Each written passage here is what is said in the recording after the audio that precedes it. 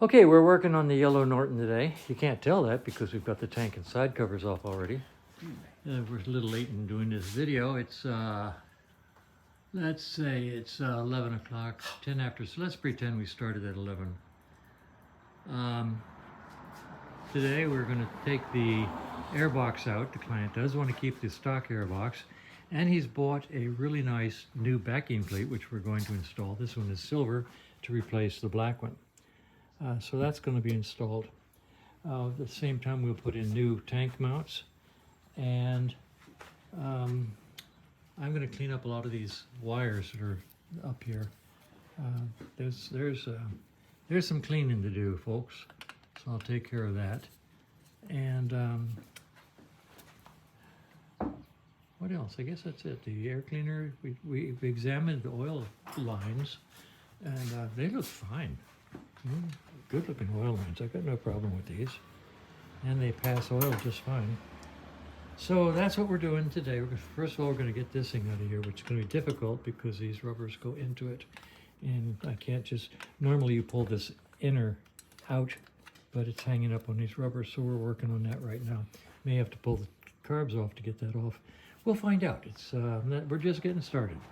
So that's where we are. And as we like to say, the fun just never stops. All right, so it's 11:45.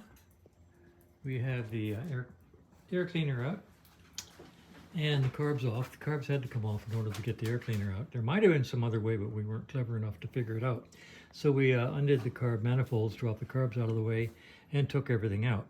I masked off the mount and shot it with a little gloss black, so that's nice and clean. And we're getting ready to put the new airbox back. This is the old one, and we will put the new one on, bolt it down, and then start examining how to we'll probably put it all the way back together, and then worry about hooking up the fuel sensor. Anyway, that's where we are.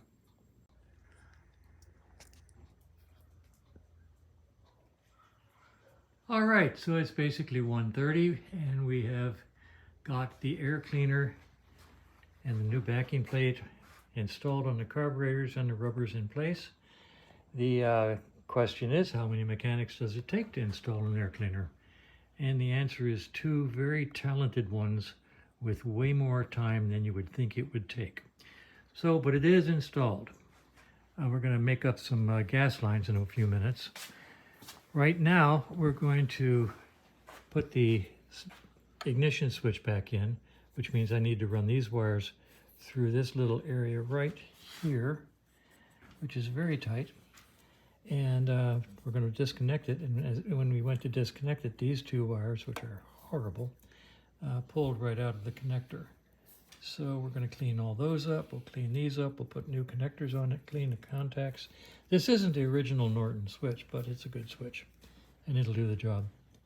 So we're going to clean these up and put them on, and let you know when we get up into here. Okay, it's been a very long, stressful day. Let's see, what time is it? It's basically 4 o'clock.